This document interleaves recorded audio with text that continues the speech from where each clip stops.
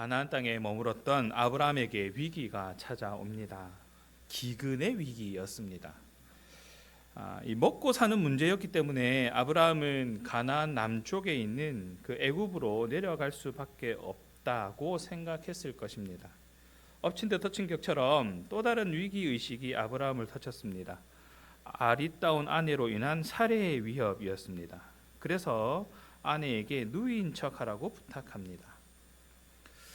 애굽에 이르자 아브라함의 우려대로 애굽 사람들이 살해의 아리따움을 눈여겨 보았습니다. 바로에게도 그 소식은 전해졌고 결국 살해는 바로의 궁으로 이끌려 들어갑니다. 아브라함은 그에 대한 보상으로 많은 재산을 획득합니다. 그러나 하나님이 개입하셔서 이 문제를 해결하십니다. 여호와께서 바로에게 재앙을 내리셨고 결국 바로는 아브라함이 거짓말한 것을 알게 되고 아브라함을 3번 책망합니다. 어찌하여 나에게 이렇게 행하였느냐? 네가 어찌하여 그를 내 아내라고 말하지 아니하였느냐? 네가 어찌 그를 누이라 하여 내가 그를 데려다가 아내를 삼게 하였느냐? 근데 아브라함의 대답은 나타나 있지 않습니다. 자신이 뭘 잘못했는지 알고 있었기 때문일 것입니다. 그리고 바로는 아브라함과 그의 아내 그리고 그에게 속한 모든 것을 다 내보내게 됩니다. 여기까지가 오늘 본문의 이야기 전체 이야기입니다. 근데 여러분, 이 가나안 땅이 어떤 땅이었는지 기억하십니까? 이 가나안 땅은 하나님께서 약속하신 땅입니다. 하나님께서 아브라함을 하란에서 불러내어서 강력하게 밀어넣은 땅이 바로 이 가나안 땅이었거든요. 오늘 본문 12장의 시작은 여호와께서 아브라함에게 너의 고향과 친척과 아비의 집을 떠나 내게 보여줄 땅으로 가라고 하신 명령으로 시작합니다. 큰 민족을 이루고 복을 주어서 그 이름을 창대하게 할 것이고 복이 될 것이다 라고 말씀하신 내용이 거기에 있습니다. 그리고 아브라함을 축복하는 자에게는 복을 내리고 저주하는 자에게는 저주하여서 땅의 모든 족속이 아브라함으로 말미암아 복을 얻을 것이다. 하나님께서 아브라함에게 창대함과 번영을 약속하셨던 땅이 바로 이 땅이었단 말이죠. 그런데 이 땅에 기근이 들었대요. 그 축복의 땅에 기근이 들어서 먹을 것이 없다라는 것은 사실 말이 안 되는 거죠. 하지만 우리의 삶도 보면 별반 다름없어 보입니다. 하나님을 믿는다고 하지만 우리의 삶 가운데는 축복만이 쭉 있는 것이 아니다라는 것이죠. 역사도 그렇습니다. 그런 일들이 계속 반복되어집니다. 연속되어집니다. 말씀에 순종하기만 하면 모든 역경과 어려움이 한 번에 형통으로 풀려질 것이다 라는 이 잘못된 믿음에 대해서 다시 한번 생각하게 합니다. 하나님이 약속하신 풍성한 복에는 그 땅에서의 기근도 포함되어 있기 때문입니다. 욥기 2장 10절에 우리가 하나님께 복을 받았은즉 화도 받지 아니하겠느냐라는 그 고백이 이것을 증명해 줍니다. 욥과 같은 고백이 복을 입은 사람의 자세입니다. 욥에게는 화도 궁극적으로는 더 큰 복의 다른 모습이었던 것이죠. 기근도 복이라는 겁니다. 우리 지난 주간 새벽 기도에서 계속 묵상했던 욥기를 떠올려 보시기 바랍니다. 선한 사람에게는 복을 주시고 악한 자에게 심판이 임한다라는 이 단순한 논리를 넘어서서 하나님의 방법과 하나님의 섭리, 하나님의 주권에 대한 인식의 변화, 이것은 다 하나님께서 하시는 것이다. 내가 선하기 때문에 나는 복을 받아야 된다라는 생각을 넘어선 하나님의 방법대로 하나님의 뜻이 내 삶 가운데 이루어진다라는 그 과정을, 그것을 인식하는 과정을 그대로 감내하고 있는 욥의 고백이 이 말을 증명하고 있는 것이죠. 이 순수영성이라는 책을 쓰신 목사님이 계세요. 바운조 목사님인데 그분이 그 책에서 양들이 만나는 목자를 3가지 유형으로 분류를 했거든요. 그 사꾼 목자, 낯선 목자, 그리고 선한 목자 이렇게 구분했는데 여기서 주목해 볼 것은 낯선 목자에 대한 이야기입니다. 뭐가 낯서냐면 양들도 목자를 낯설게 여긴다라는 것이죠. 양들뿐만 아니라 하나님도 그 목자를 낯설게 여기는 겁니다. 즉 하나님께서 끊임없이 말씀하시는데 그 말씀에 귀를 기울이지 않으니까 하나님께서도 그 목자를 낯설게 여기신다. 그러한 그러한 사람도 있다라고 이야기를 하고 있습니다. 오늘 본문 속에 등장하는 아브라함의 모습이지 않을까 생각합니다. 그리고 저와 여러분의 모습이기도 하지요. 가나안 땅에 기근이 들자 그는 하나님의 약속은 잠시 잊고 자신의 안위를 위해서, 자신의 생명을 위해서 애굽으로 내려가는 결정을 하게 됩니다. 과연 이 아브라함의 이 선택은 어떤 결과를 가져다 줬을까요? 하나님은 우리 각자에게 변함없는 약속과 신실하신 계획을 가지고 계십니다. 삶의 풍파 속에서도 하나님의 약속을 붙들어야 하는 이유는 이후에 벌어질 아브라함이 애굽에서 겪었던 일들을 살펴보면 잘 알 수가 있습니다. 하나님의 약속을 신뢰하는 삶에 대해서 깊이 고민하는 것, 그리고 바로 참된 믿음의 중요성에 대해서 함께 생각해보는 그러한 시간이 오늘 시간 되어지기를 바랍니다. 아브라함은 가나안 땅에 기근이 심하게 들자 애굽으로 내려갔다 했습니다. 12장 10절입니다. 아브라함이 애굽에 거류하려고 그리로 내려갔으니 그 땅에 기근이 심하였습니다. 우리가 분명히 짚고 넘어가야 할 것은 가나안 땅은 약속의 땅이었습니다. 하나님께서 주시기로 한 약속의 땅이었다는 것이죠. 그런데 아브라함은 그 약속을 잊은 것인지 아니면 잊지는 않았지만 하나님께서 약속하신, 하나님께서 가라 하신 그 축복의 땅이다, 약속의 땅이다라는 사실을 잊은 것인지 아니면 그것을 믿지 못했던 것인지는 알 수는 없지만 인간적인 방법을 의존하고 있다라는 것은 금방 살펴볼 수가 있는 것이죠. 약속의 땅에 머물면서 하나님의 공급을 기다려야 했음에도 스스로 생존을 해결하고자 애굽으로 내려가기로 결정을 하는 겁니다. 그의 신앙이 흔들리고 있다는 것을 볼 수 있는 장면입니다. 시편 33편 18절과 19절에는 이렇게 얘기하거든요. 여호와는 그를 경외하는 자 곧 그의 인자하심을 바라는 자를 살피시고 그들의 영혼을 사망에서 건져내시며 그들이 굶주릴 때에 그들을 살리시는도다. 하나님은 분명히 그러한 분이신데 그것을 알고 있었는지 아니면 그것을 아예 믿지 못했는지 모르겠지만 아브라함은 지금 다른 결정을 하고 있다는 것이죠. 지금까지 아브라함은 가는 곳마다 하나님을 위해 제단을 쌓았고 하나님의 이름을 불렀던 사람입니다. 하지만 애굽으로 내려가는 그 결정을 할 때는 애석하게도 하나님을 찾지 않아요. 이 기근이 간혹 한 번 있는 일이냐? 그런데 창세기를 살펴보면 그렇지는 않아요. 아브라함 때도 기근은 있었고요. 이삭 때에도 있었고 야곱의 때에도 기근은 있었습니다. 즉 이 고대 근동 지역에 빈번하게 발생했던 일이다는 것이죠. 그 기근이 있을 때마다 애굽으로 자주 내려가는 것들도 많이 보여지기도 하고요. 이삭은 특별히 그랄 지역으로 내려가기도 했습니다.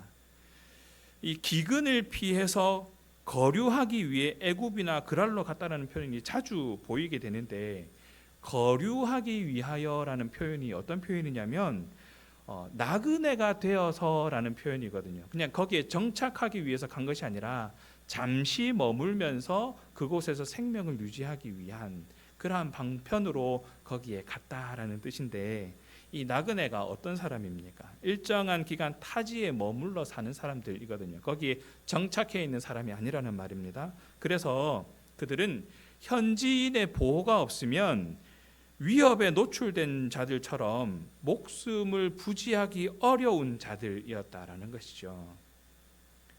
고아와 과부처럼 불쌍한 사람으로 간주되어서 특별히 보호 대상이 되기도 했었습니다. 하나님 앞에서 이스라엘 백성들이 그런 모습이었던 것이죠. 특별히 하나님의 보호하심이 필요했던 존재들, 그러한 자들. 하나님께서 살피시지 않으면, 하나님께서 보호하시지 않으면 살아갈 수 없는 자들. 그들의 정체성이 아마 거기에 있지 않았을까 하는 겁니다.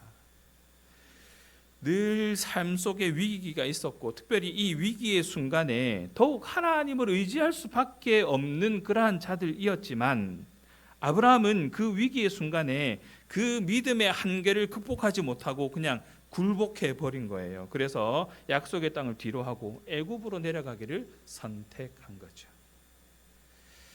너무나 한순간에 일어난 선택인 것처럼 보입니다. 그런데 위기가 사람을 그렇게 만들어요. 권투 경기를 한번 보면 이 상대방이 잽을 한 번씩 툭툭 치는 거에 대해서는 크게 타격을 받지는 않습니다. 그런데 그 잽을 계속 맞게 되면 타격이 생기게 돼요. 아니면 그 잽 이후에 오는 어퍼컷이나 훅이 큰 타격을 입히게 되는 거거든요. 지금 아브라함이 겪고 있는 수준이 그런 거예요. 그냥 잽 한두 방 팡팡 맞는 정도가 아니라 한순간에 어퍼컷이 들어온 그런 상태인 것이죠.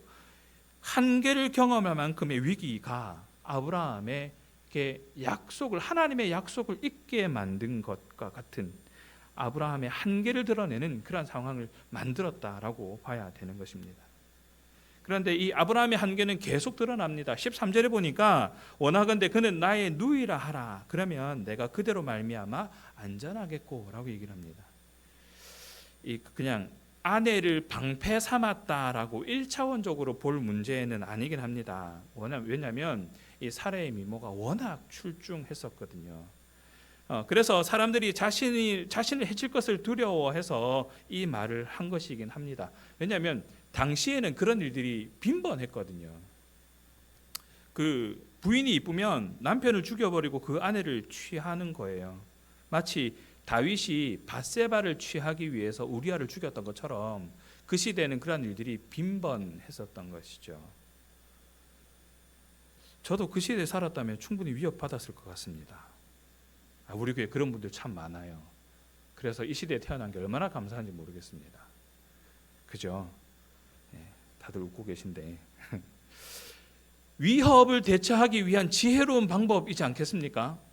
당장에 닥쳐올 위협이기 때문에 그것을 해결하기 위한 지혜로운 방법이지 않을까? 아니면 그럼에도 불구하고 하나님의 약속을 붙잡고 하나님께서 지켜주실 것을 기대하면서 기도하고 있어야 되지 않았을까 하는 그런 신앙의 그 하나님이 지켜주시고 하나님께서 붙들어 주실 것에 대한 믿음으로 기다려야 된다라고 우리의 신앙은 그렇게 얘기하고 있지만 우리의 마음은 여전히 눈앞에 있는 고난과 문제를 해결해야겠다는 생각에만 집중하게 되죠. 기도하면 됩니다. 알지요. 하나님의 뜻을 순종해서 하나님의 뜻대로 살아가면 됩니다. 알지요. 그런데 아는 것만 가지고 다 되더냐는 겁니다. 그래서 하나님의 약속보다는 인간적인 방법을 먼저 선택하는 것이 우리의 삶인 것이죠. 두려움 속에서 하나님의 보호하심을 완전히 신뢰하지 못한 아브라함의 연약함을 드러내고 있습니다. 아니, 저와 여러분의 연약함이 그대로 투영되어 드러나는 것이죠. 그런데 사실 재밌는 것은 사실 이게 벌어진 일은 아닙니다. 아직까지는 벌어진 일이 아니었다는 것입니다. 그럴지도 모르니까 대비하자라는 이 아브라함의 자세였습니다. 잘 준비하는 게 뭐가 나쁩니까? 어떤 일이 어떻게 벌어질지 모르니까 그 상황을 잘 대처하기 위해서 잘 준비하는 것은 어쩌면 신앙인의 바람직한 자세일 것입니다. 다만 미리 염려하거나 두려워해서 하나님에 대한 소망을 가리게 된다면 그것은 우리가 하지 말아야 된다는 것이죠.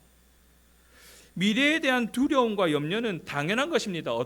언제 어떤 일이 어떻게 벌어질지 모르니까요. 우리가 알 수 있는 것은 지금 나에게 닥치는 일도 사실은 답을 모르고 있는데 앞으로 일어날 일에 대해서 어떠한 답을 가지고 있겠습니까? 그런데 가만히 보면 우리가 염려하는 일들은 과장되어서 실체가 없는 것들이 대부분이더라는 것이죠. 이만한 일을 가지고 미리 염려하고 고민하면 이만한 일이 되더라는 겁니다. 실제로 이만한 일이 될 수 있는데 미리 염려하고 고민하면 이만한 일이 되더라는 것이죠. 우리는 그 과장되고 실체가 없는 그것을 붙잡고 하나님의 약속을 던져버리는 일들이 빈번하더라는 겁니다. 이것은 하나님이 없고 또 주어진 약속과 소망도 없는 사람들, 하나님을 알지 못하는 자들은 얼마든지 그럴 수 있습니다. 왜냐하면 당연히 미래를 염려해야죠. 어떻게 될지 모르니까요. 자신의 안정과 자신의 이익을 도모하기 위해서 가진 수단과 방법을 다 동원해야 할지도 모릅니다. 이 과정에서 주변 사람들을 마치 도구처럼 사용하면서 비인격적인 모습으로 드러내기도 하지요. 하나님을 모르는 사람들은 충분히 그럴 수 있습니다. 재밌는 사실 하나는 뱀이 하와에게 거짓말을 한 이후로 창세기에는 거짓의 흐름이 계속 이어지고 있다라는 것이죠. 이 모든 것이 악의 근원이 되기도 합니다. 결국 하나님 말씀에 대한 불신앙으로 이어지게 되고 하나님의 뜻에 반하는 심각한 잘못으로 드러나게 되었습니다. 두려움 때문에 거짓을 선택함으로 생기는 문제는 생각보다 큰 문제가 되어버리는 거예요. 그냥 거짓말 한번 했다가 아니라 이 결과가 하나님을 등지게 되었다라는 결과로 이어지게 되더라는 겁니다. 아브라함의 우려는 사실로 드러나기는 했습니다. 우려대로 사레의 미모는 애굽 사람들의 눈에 띄게 되었고 바로는 사레를 궁으로 이끌어 드립니다. 본문 14절과 15절에 보니까 그렇게 얘기하잖아요. 애굽 사람들이 그 여인의 심히 아름다움을 보았고 또 바로 앞에서 칭찬함으로 그 여인을 바로의 궁으로 이끌어 드린지라. 그런데 사레는 그냥 아브라함의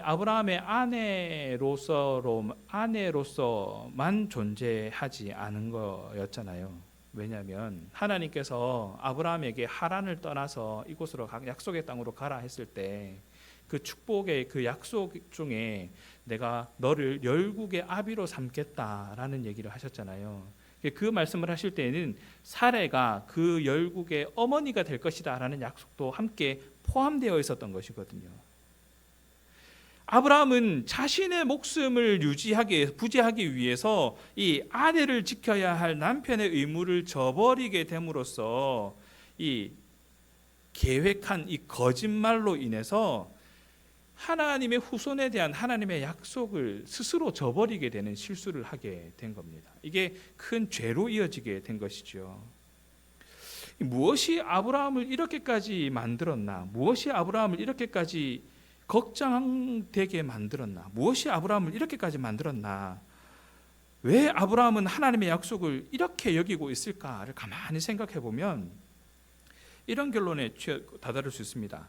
우리가 약속을 하다 보면 그 약속에 대한 사람들의 반응을 통해서 그 사람은 이 약속을 어떻게 여기고 있는가를 쉽게 판단할 수가 있죠.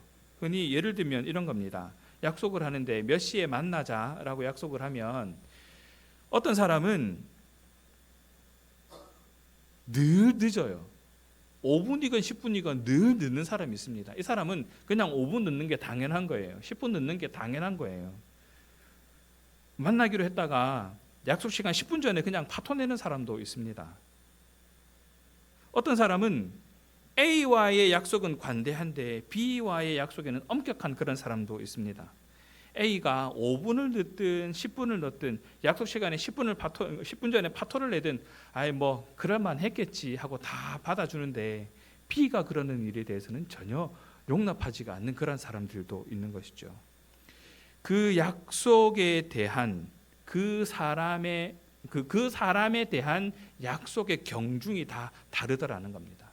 누구하고의 약속은 내가 참 귀하게 여기지만 누구와의 약속은 참 천하게 여기게 되는, 아무것도 아닌 것처럼 여기게 되는 그러한 상황들을 우리는 많이 경험하게 되지요.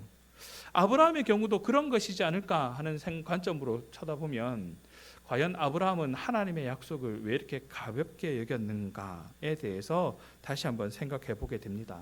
그것은 우리의 신앙의 자세를 다시 한번 돌아보게 되는 그런 계기가 되어지기도 하죠.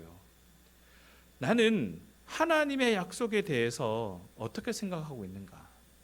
하나님께서는 저와 여러분에게 하신 약속에 대해서 어떻게 생각하실까, 어떻게 행하고 계시는가는 명백히 드러나 있는 사실인데 나는 하나님께 대한 약속을 어떻게 여기고 어떻게 준행하고 있는가를 점검해 볼 필요가 있다는 것이죠. 어떤 위기 가운데서도 우리를 보호하실 것이라는 하나님의 약속에 대한 저와 여러분의 태도를 돌아보게 하는 것입니다. 딱 한 번이라는 유혹의 올무에 빠져서 돌이키지 못하게 되는 경우가 생기기 전에 두려움이나 세속적 유익에 눈멀어서 영원한 하나님 나라의 복을 잃어버리는 어리석은 선택을 하지 않도록 깨어 있어야 한다라는 것을 하나님께서는 오늘 본문 말씀을 통해서 깨닫게 하는 것입니다. 우리가 세운 계획의 열매가 결코 선하지 않음을 우리는 빨리 깨달아야 합니다. 우리가 아무리 선한 계획을 세워본들, 완벽한 계획을 세워본들 불신앙으로 세운 계획은 자신이 하나님처럼 모든 상황을 통제하려고 하는 것에 지나지 않다라는 것이죠. 하나님께서 하실 일들이 있는데 그것은 뒤로 하고 내가 이것을 이렇게 이루어 가겠다라고 교만한 생각을 하게 되는 겁니다. 하나님의 약속과 하나님의 뜻을 무시하고 온갖 인간적인 대안을 세우게 됩니다. 하지만 그 열매는 쓸 수밖에 없는 것이죠.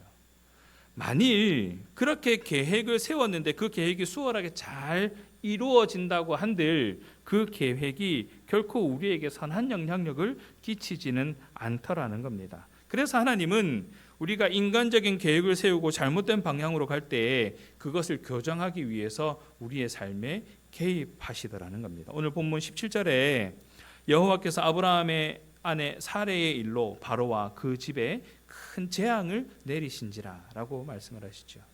바로가 사레를 아내로 삼으려고 하자 바로와 그 집에 큰 재앙이 내려집니다. 어떤 재앙인지는 분명하지는 않지만 확실한 것은 바로가 느끼기에도 이것은 신의 재앙이다라고 느낄 만큼 명확한 재앙이었다라는 겁니다.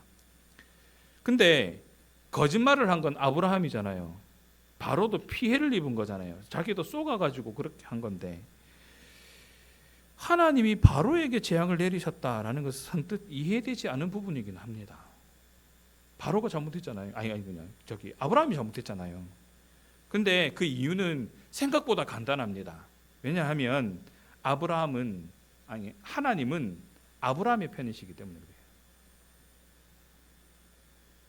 그렇다고 해서 하나님께서 아브라함이 지은 죄에 대해서 다 옹호하고 넘어가시는 건 아닙니다. 그 죄를 간과하지는 않으세요. 바로의 입을 통해서 네가 뭘 잘못했는지를 다시 한번 정확하게 이야기를 하십니다. 아브라함을 추궁하는 바로의 말은 곧 아브라함을 꾸짖는 하나님의 꾸짖음이었던 것이죠. 오늘 보면 18절과 19절입니다. 바로가 아브라함을 불러 이르되 네가 어찌하여 나에게 이렇게 행하였느냐? 네가 어찌하여 그를 네 아내라고 말하지 아니하였느냐? 네가 어찌 그를 누이라 하여 내가 그를 데려다가 아내를 삼게 하였느냐? 네가 어찌하여 하나님의 약속이 있었음에도 불구하고 하나님의 인도하심이 있을 것이다라는 그 약속이 있었음에도 불구하고 네가 어찌하여 이렇게 하였느냐? 하나님의 백성들이 바르게 서지 않으면 결국 세상으로부터 비난과 조롱을 받게 됩니다. 그럴 수밖에 없지요. 그런데 이것은 사실 하나님이 그 바르게 서 있지 않는 백성들을 꾸짖으시는 목소리입니다. 물론 하나님은 언제까지나 저와 여러분의 편에 서 계시겠지만 그 잘못은 그냥 내버려 두지 않으십니다. 사람들을 통해서 꾸짖으시기도 하시고 또 심판으로 그 죄의 값을 치르게도 하실 것입니다. 다만 하나님은 여전히 우리 편에 서 계셔서 그것을 잘 감당할 수 있도록 하시더라는 것이죠. 하나님은 초자연적인 역사로 아브라함에게 그의 아내 사레를 돌려보내십니다. 그리고 약속을 다시 또 신실하게 지켜나가시죠. 만일 사레가 바로의 아내가 되었다면 하나님이 아브라함에게 주신 후손에 대한 언약은 파기될 수밖에 없었을 것입니다. 그런데 하나님은 그 약속을 지키시죠. 아브라함이 믿음으로 행하지 못했음에도 하나님은 언약을 신실하게 지키셔서 사레를 구원하셨고 아브라함을 지켜주셨습니다. 이것을 보면 아브라함이 하나님을 믿어서 애시당초 두려워하지 않고 그냥 사레를 아내라고 밝혔어도 하나님은 여전히 지켜주셨을 것입니다. 이스라엘 백성이 하나님과 맺은 언약을 어기고 하나님을 배반했어도 하나님이 구원자 메시아를 보내시겠다는 약속을 지키신 것과 같은 것이죠. 사랑하는 신앙가족 여러분, 하나님의 신실하심과 전능하심을 믿고 어떠한 위기 속에서도 믿음으로 담대하게 행해야 합니다. 분명한 사실인과 동시에 이것은 저와 여러분의 신앙 고백이 되어져야 하는 것입니다. 알고 있는 것이 아니라 그것이 나의 행동으로 드러나야 한다라는 것이죠. 하나님은 그러한 우리의 믿음의 행위를 기뻐하시는 겁니다. 약속을 굳게 믿는 자에게 구원과 승리를 기쁘시게 베푸실 것입니다. 우리는 그 기쁨을 맛보아야 합니다. 말씀을 정리합니다. 아브라함은 가나안 땅에 기근이 닥치자 하나님의 약속을 잊어버리고 애굽으로 내려갔습니다. 그리고 그곳에서 아내를 누이라고 속이는 잘못을 저지르게 됩니다. 하나님의 보호하심에 대한 온전한 신뢰의 모습이 아닌 것이죠. 그러나 하나님께서는 아브라함의 그런 실수에도 불구하고 언약에 신실하게 행하셨습니다. 바로에게 재앙을 내리셔서 사례를 보호하시고 아브라함을 구원하신 것이죠. 어쩌면 우리의 신앙의 과정, 우리의 신앙을 좀 더 다듬으시고 온전하게 하시기 위한 훈련의 과정이지 않겠는가. 그 신앙의 훈련의 과정은 눈에 보이는 현실에서 눈에 보이지는 않지만 분명히 존재하시며 언약을 신실하게 이루시는 하나님께로 마음을 옮기는 과정이다라고 봐야 할 것입니다. 요업의 고백처럼 요업을 통해서 하나님께서 하시고자 하셨던 선한 자에게는 복을, 악한 자에게는 심판을 이라는 이 단순한 생각을 넘어선 하나님께서 행하시고 하나님 방법대로 이루어 가시는 것에 대한 우리의 마음을 옮기게 하는 것, 이것이 우리 신앙의 훈련 과정일 것입니다. 그래서 우리는 실수하더라도 포기하지 말아야 합니다. 실수하더라도 더 깊고 높은 신앙의 단계로 나아가기 위해서 하나님을 더 힘껏 의지해야 할 것입니다. 세상을 통해서 우리를 꾸짖으시고 부끄럽게 하실지라도, 세상에서 지탄과 조롱을 당한다 하더라도 하나님이 우리 편이시다라는 사실은 변함이 없습니다. 그것이 우리에게 힘이 되어지는 것이죠. 다만 그러한 부끄러움 중에 있다면 철저하게 회개하고 주님께로 돌아가야 합니다. 그리고 그 문제를 해결하기 위해서 행동을 취해야 합니다. 영화 밀양에서처럼 나는 하나님께 회개했으니 더 이상 죄가 없다고 말해서는 안 됩니다. 피해자에게 남은 죄값이 여전히 남아있기 때문이지요. 주님만이 우리를 회복시키신다라는 그 믿음이 힘을 얻게 할 것입니다. 아브라함은 하나님의 약속을 위태하게 했지만 하나님은 놀라운 방법으로 그 약속을 회복하셨고 신실하게 그 약속을 지켜나가셨습니다. 하나님은 약속의 땅을 잠시 떠난 아브라함을 약속의 땅으로 다시 돌아오게 하셨습니다. 위기가 찾아왔을 때 우리가 바라봐야 할 것은 지금 내 눈앞에 닥쳐져 있는 이 상황이 아니라 하나님이십니다. 우리가 간구해야 할 것은 나의 계획이 아니라 하나님의 계획입니다. 아브라함의 이야기는 우리에게 깊은 질문을 던집니다. 우리의 삶의 풍파 속에서도 나는 하나님의 약속을 굳게 붙들고 있는가? 아니면 불안과 두려움에 휩싸여서 인간적인 방법에 기대고 있는가? 참된 믿음은 하나님의 신실하심을 믿고 그분의 약속의 삶을 맡기는 것입니다. 오직 하나님만 바라보면서 참된 믿음의 길을 걸어가는 저와 여러분 되시기를 간절히 소원합니다. 하나님께서 함께 하실 것이고 그것이 저와 여러분의 힘이 되는 줄 믿습니다.